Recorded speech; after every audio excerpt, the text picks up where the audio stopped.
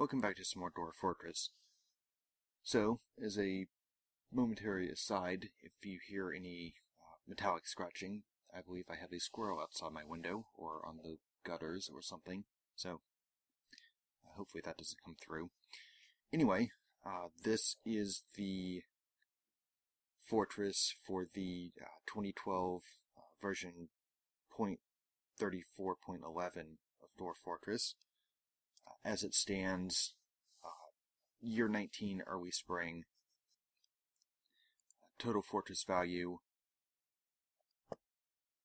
just under 9 million. 1.85 million armor, and clothing, 1.9, almost 2 million in other objects, 1.5 million architecture, 1.2 million displayed, and out of all that, 325,000 imported, 227,000 exported wealth. Military-wise, 3 axe lords, 3 mace lords, an elite marksdwarf, another squad. I think I have somewhere around 2 functional and 1 training squad of marksdwarves. A squad of basically fully trained axe dwarves. Mace dwarves are getting close. I have a larger squad of them. Food-wise, almost 1,600 meat, a little over 200 plant, 1,800 plus seed, almost 4,000 drink, and assorted other food. So realistically, this fortress is in nowhere near a state where it would fall on its own. I can seal it up if I need to. Realistically, at this point, I don't bother. It's mostly to keep the dwarves from going out rather than keep the invaders from coming in. The only real challenge at this point would be the circus. I know exactly where it's at, and I could probably easily get to that in about 5 seconds. The problem is, though, once you get somewhere between 2 to 4 weeks into the game with this save, there's the zoom out. There it is. Once you get somewhere between 2 and 4 weeks out into the game, an event triggers. I believe the event is either a Forgotten Beast, a Mega Beast, an invasion, a siege, some sort of major military event sort of thing. When that event triggers, it causes a crash. The crash, I believe, is due to a missing or corrupted file that basically says, here's what's still alive in the world, here's what's not alive in the world, here's valid invaders, so on and so forth. And the game hard crashes, and you're back to this point in the save. So, with that said, I'm going to retire this fortress. I do have a backup copy, and I will be uploading said backup copy. Or rather, I'm on the backup copy, so I'll be uploading the full copy of this. In case anyone wants to have a sort of final look around. But, at this point, this fortress is at a stage where I can safely say, not really job finished, but for the most part, I have learned quite a bit. I would like to sort of finalize the minecart system that I had started on, but it's nowhere near finished, nor is it anywhere near a point where it could realistically be tested in something along the lines of 2 weeks. I have done some very large constructions, although mostly defensive in nature. I would like to try something slightly different. I have done some sort of experimentation on how to quickly and, well, relatively quickly dispose of bodies in a renewable manner. Again, more research is required for that. Military, I have actually gotten to the point where I can have a squad training, a squad on active duty, a squad patrolling, a squad of very, very well-equipped dwarves run out into the middle of an ambush, grab arrows out of the air as they're flying towards them, and pretty much wreck face on any sort of ambush or siege, should I wish to. So, just as a sort of heads up, there are going to be some spoilers, and I probably should have mentioned that before, but I'll probably put an intro little slide on here. So anyway, major spoilers as to what I was intending on doing, sort of a final overview of this fort. Now hopefully this won't take more than 15 minutes, but knowing me, no guarantees. So anyway, here's the sort of fortress as it stands at the time of the sort of, I'm not really sure what to call it. So anyway, the initial fortress, I started digging in here, quick spot to set up some workshops. The initial bedroom's actually still here, initial dining room, initial offices and whatnot. Farms were down here, storage was down here. So, after that got dug out, you come up. This is the route for the wagons. This is one of my experimental dumping spots. It didn't really work too well. Then you come in through here. This is sort of the main security path. You have to come through here. Weapon traps, more weapon traps, additional weapon traps. We did have a flying forgotten beast come in here that webbed a bunch of stuff. That was fun. Additional cage traps, more cage traps. These are fortifications to allow for archers to stand over here. In theory, it works great. In practice, there are a couple of design flaws with this. The patrol path is a little bit too wide and a little bit too close to this. I think next time this needs to be set back another 3 or 4 to be safe. So probably a 4 or 5 wide gap here to keep the patrols from accidentally wandering. Oh look, this is a valid patrol path as we wander into the ambush. Oops. So anyway, this is sort of the encourage you to fall off onto empty space, empty space, empty space, empty spot here. This is not quite lethal for goblins or any invaders that I've gotten so far. 1 or 2 higher, and it is lethal for dwarves. So, expect broken bones, fractured, splintered, concussions. It gets pretty gruesome down here in the middle of the siege if they get this far. Additional fortifications down here. Originally I was intending for it to be you get up here and you sort of get finished off. Again, in practice, it didn't work quite as well. They end up pathing, and this area is a little bit too... the patrol path ends up sending them into this area, which is bad. So anyway, after you recover from that, a couple of cage traps just to catch the initial guys who wander up, and then you have more traps, and more traps, and more traps, and you're back up here and you get to do the entire thing again. So, to remedy this, if we go up 1 level, this is a fortification with a patrol route. Just a quick drawbridge to seal it up. Keep any flying creatures out. So this ends up working significantly better than this did. The pathing has a little bit easier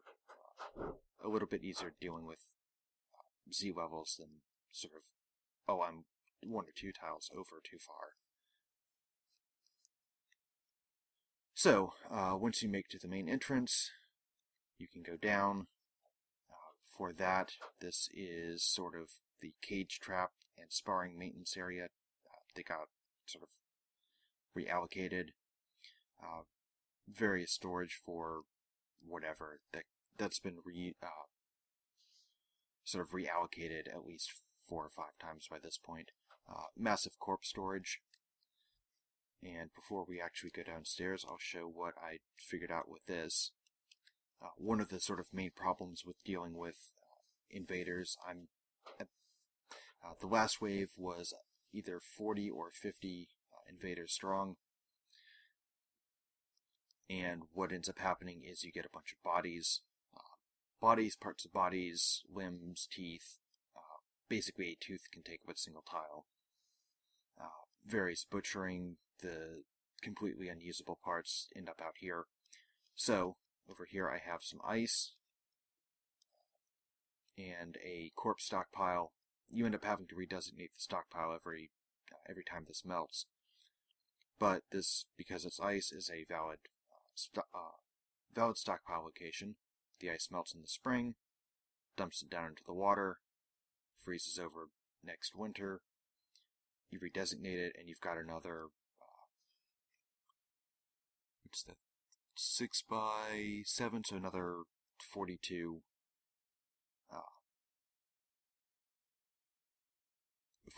slot stockpile that you can stick the corpses, and they just sort of get dumped into the ice.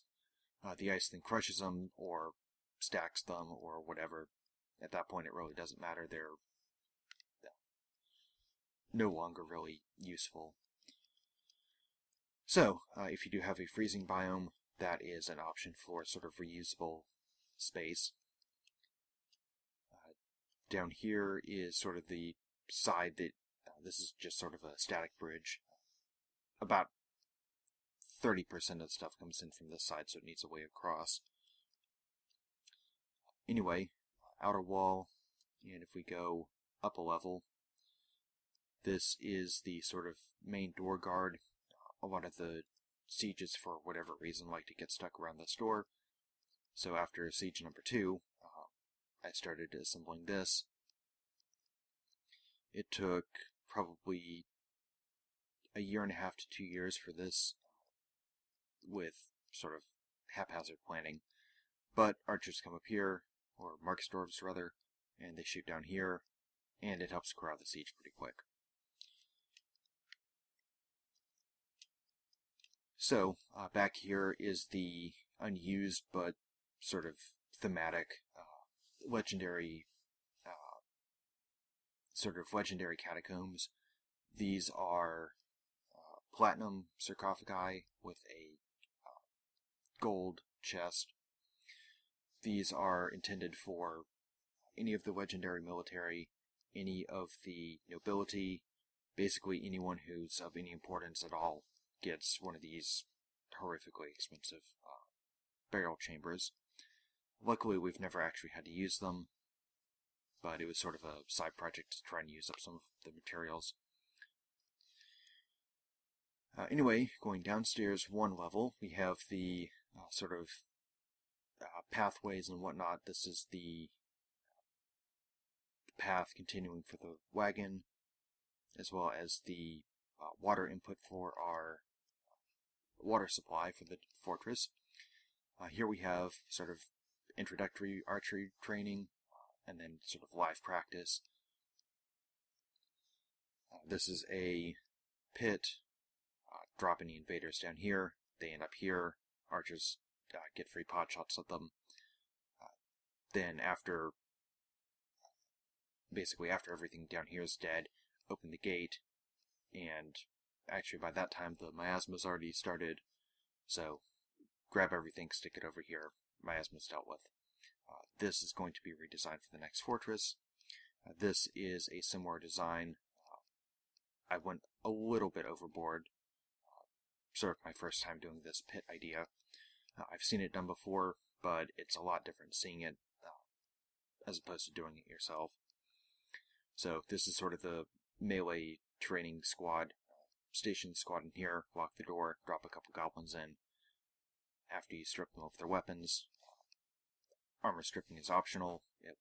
Having their armor on makes them last a little bit longer, usually. But at that point it's pretty much steel-plated dwarf versus weaponless or disarmed goblin or other invader. Probably goblins keeps it nice and safe for them. Well, for the dwarves anyway. So steel-plated dwarf versus disarmed goblin. Goblin lasts all of about 5 seconds. I could probably dump an entire invasion or siege onto one of my legendary axe dwarves after the invaders, of course, have been disarmed. and have something like a 50 or 60 on one, the Axe Dwarf would probably come out with a few minor bruises and 50 or 60 new kills. Anyway, going down the sort of main tunnel, down some more service area, Then we have sort of the initial, see if I remember my hotkeys, the initial fortress, storage, more storage, sort of the cloth and fabric production area, sort of the lightweight industry, stuff like that. These are all gems, which I was sort of meaning to sell off at some point, but I kept having clothing, and the traders were taking long enough with what they were bringing in, not selling to us, that the human caravan would run into the dwarf caravan, and nothing would get done. So those never actually got sold. Moving down, bedrooms. I believe this is the... are we at Duke? I think we've got a Duke. We have a Duchy, so Duke. Duke's here. Mayor, I believe, is here. And then down here we've got the other, whoever sort of needs a big, impressive bedroom set. So, hospital, all these are either soap, or this is more soap, sort of hospital supplies. This is realistically far bigger than it needs to be, but I figured build it big, make it nice. Any dwarves who get injuries sort of overlook their injuries. At this point, anyone who actually gets injured either dies immediately or gets incredibly good treatment, and any sort of bad thoughts from their injuries immediately go away once they hit the one of these beds. It's a pretty nice hospital. I had gold statues galore. And actually, how much? Let's check the stocks real quick. Stocks and bars. 639 gold bars currently. 665 iron bars. 170 silver. 489 copper bars, nickel, bronze, tons of steel, tons of pig iron. We had some platinum, a little bit, but mostly that was for like nobility projects. Coke, we're pretty much drowning in. Charcoal, again drowning in. Soap, 462, drowning in it. I know before I had some trouble with soap production. So a lot of our stuff was made out of gold. Steel, obviously not an issue. Silver, easily available for anything that needed it to be. And we were doing bronze. I believe bronze bolts. Steel was a little... We were using the steel faster than we could produce it once we actually needed a set of armor for the squad. Anyway, legendary +5 dining room, I'm assuming. Artifact lever for the sort of main gate control. These are artifact. I'm going to zoom in here.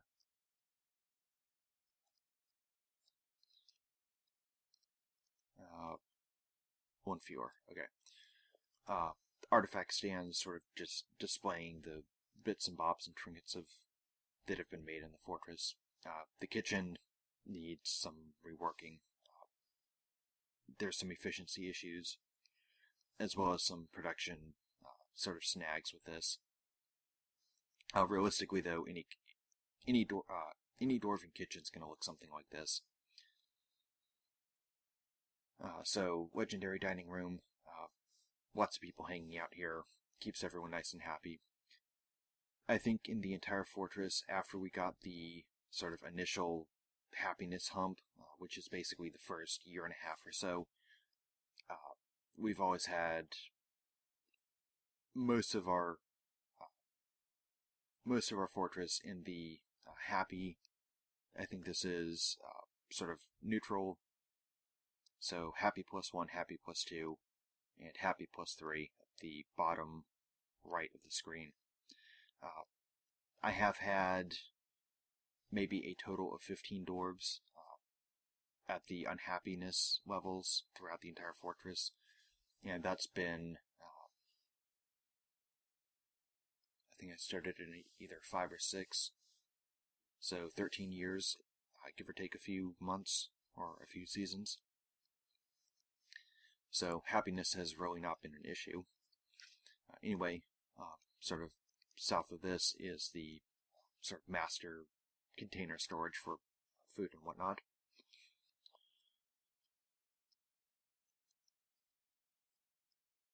More bedrooms, and this is the sort of water supply that I designed.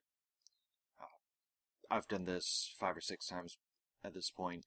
It's getting pretty easy. You just dig a big hole and fill it in.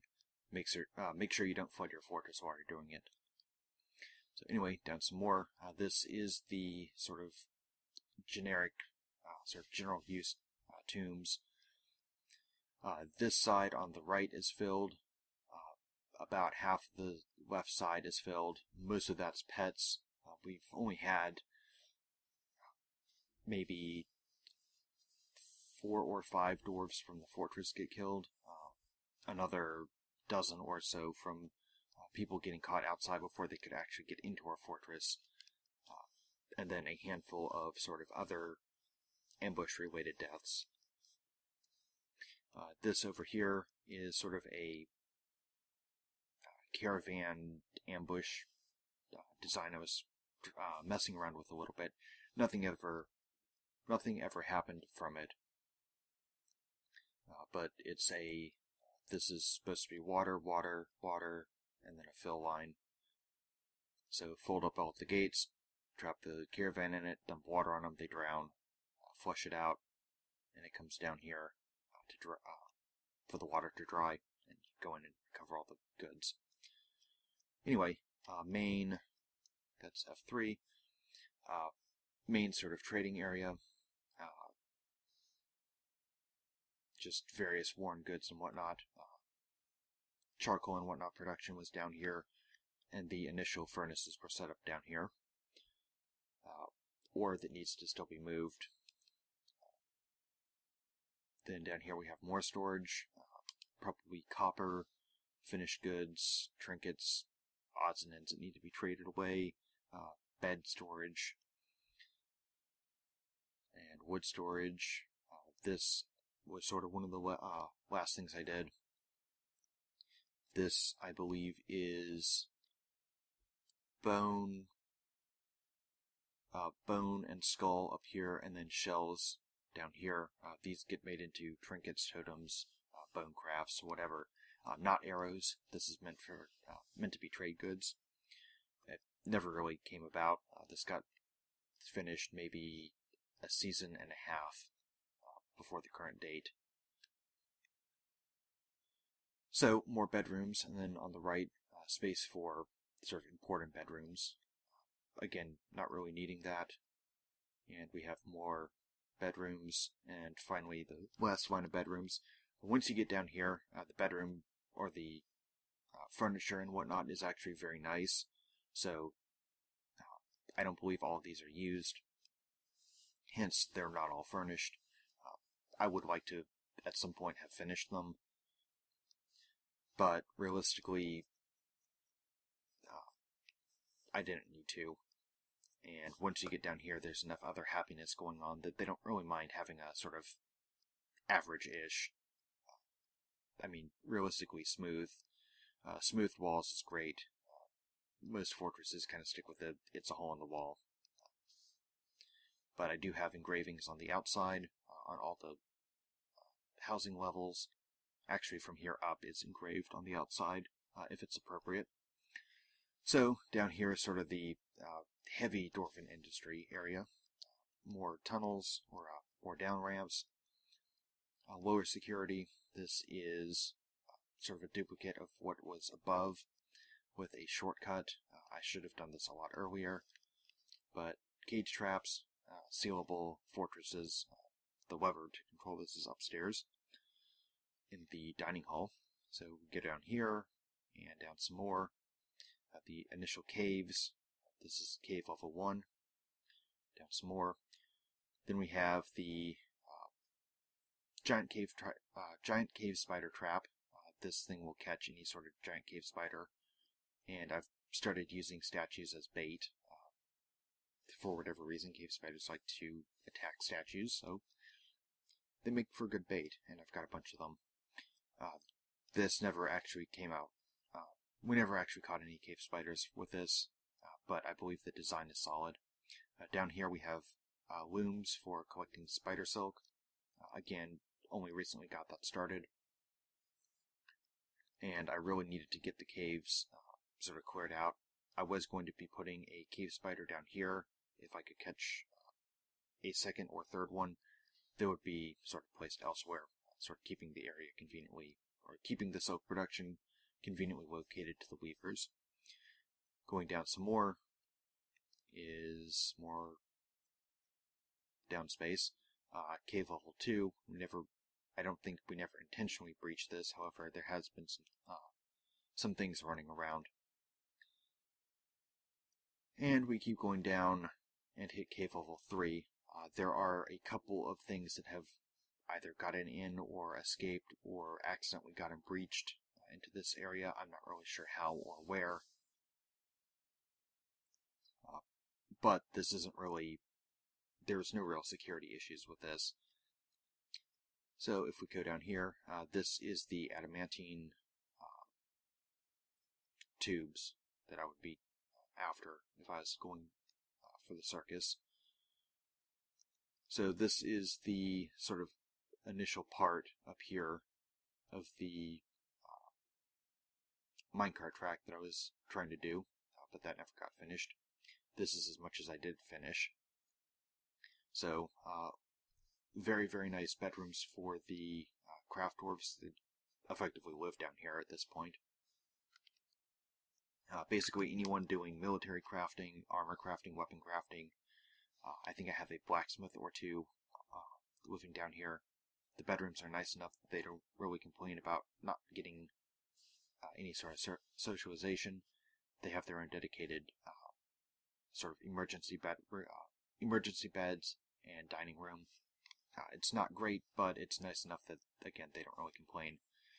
And finally, we have the magma kilns, magma glass makers, magma smelters are up here, magma forges are here, assorted bits for carving up stone, just general traditional heavy dwarven industry. Above we have the industrial storage, weapons, anvils, armor, all this stuff is mostly flagged for either use, trade, or getting melted down. Bar storage, copper. This is pig iron, gold and silver, and then this is being worked out. This is more of the coke for steel production. So, that is the sort of fortress as it stands. A very, very brief overview. Of course, gave 20 minutes. The sort of remaining plans that I had, another guard tower. Actually, I completely forgot one thing. If we go down here, this is the sort of guard tower service area. Just corridors through the sand. Stone and glass block for the guard tower project up here. I'll get to those in a second. Down here we have the what I was intending to be a very large subterranean tree farm. What's supposed to happen is once you breach the cave, any sort of soil or sand or dirt that has been dug out starts to get, basically, it gets spored. So, grass, moss, trees, that sort of stuff starts growing on it. For whatever reason, that didn't happen this time. It's sort of one of the main reasons I don't, or it's one of the main reasons I use the reveal map, so that I don't accidentally hit the caves before I'm ready. Anyway, down here is the farms and animal pens. I did forget to mention actually in all of my episodes, that I had changed all of the grazing all the grazing animals to be non-grazers. There was a bug with the modest mod that I'm using in this save, where the grass that grows, or rather the grass that regrows, is not properly flagged as grass. So I would have 2 or 3 animals, they'd quickly graze over the grass that came with the map. Of course, that grass isn't properly filling them, so they quickly graze over that, the grass regrows, and they starve to death as I am desperately trying to come up with new pasture for them to be in. So I decided, okay, bug on top of bug on top of bug, I'm just going to remove their grazing needs entirely. Anyway, farms for the fortress. This is, at this point, mostly industrial-based. Purple is plump helmets. These blue ones are dimple cups. So the fortress was destined to be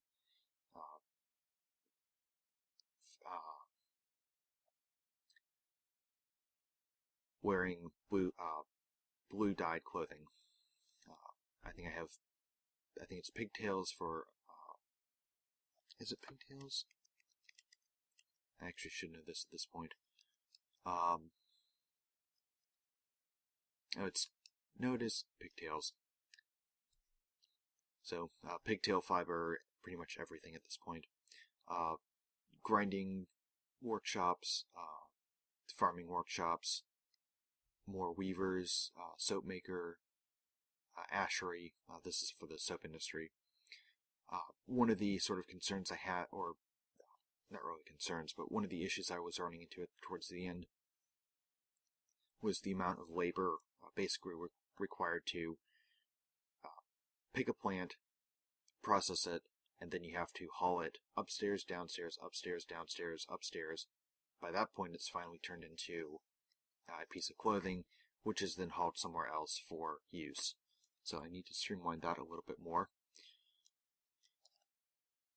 The initial chickens, roosters, turkeys, I'm not sure which ones I brought initially, but initial sort of nest boxes for eggs, that lasted for all of about 5 minutes, or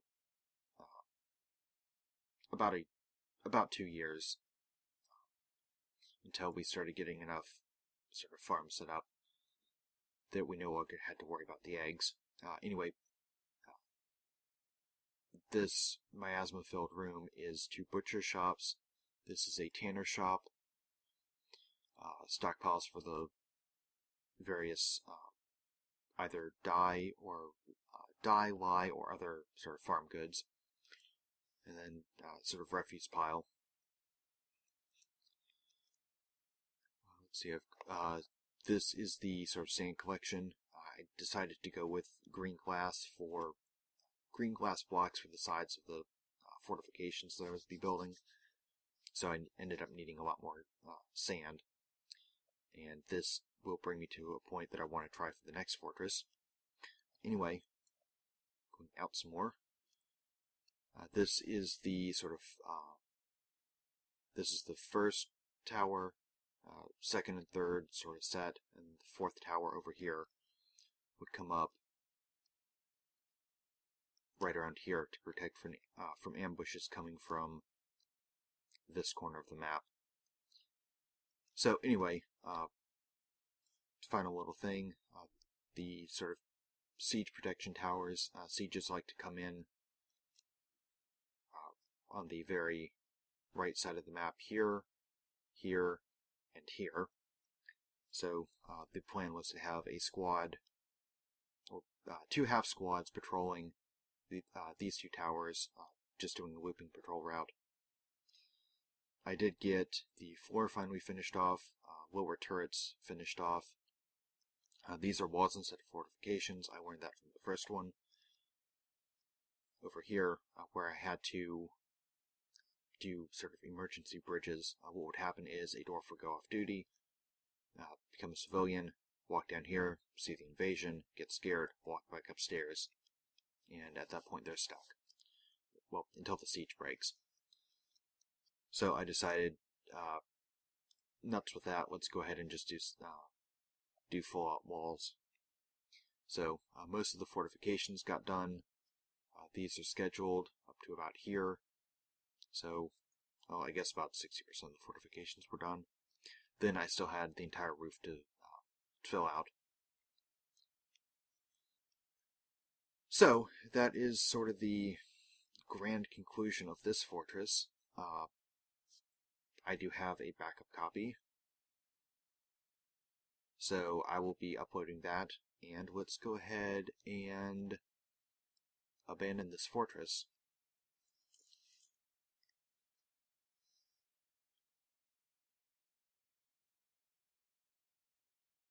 Actually, I just looked at the time. I will leave that for anyone else to do. If you don't have the... because I actually did edit a couple of other things. It should be fine.